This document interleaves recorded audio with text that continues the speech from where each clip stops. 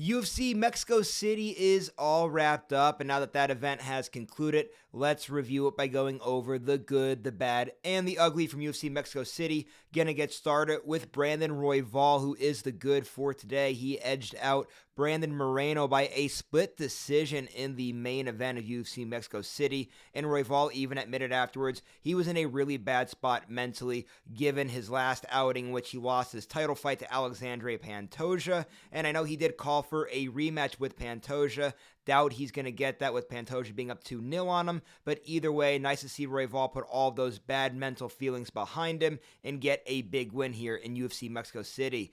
Now, to the bad, I'm going with Yair Rodriguez. He had a big opportunity here to show off in front of his hometown fans there in Mexico, and he could not get it done. He absolutely battered Ortega in round one, and that's not even mentioning the fact that Ortega nearly got hurt when Bruce Buffer was announcing his name. He cannot get the finish in that opening round, and then he ends up getting finished himself, getting submitted by Ortega in round three. Really bad look there for Rodriguez. And speaking of bad looks, I'm going with the ugly today as the UFC's event staff. I know this might actually fall maybe more towards the arena staff more than the UFC event staff, but either way, a lot of fights broke out in the crowd in Mexico City. Can't have that stuff going on, so the UFC is going to have to be better in that regard. I'm sure maybe it's more of just whatever happened down there. I get it.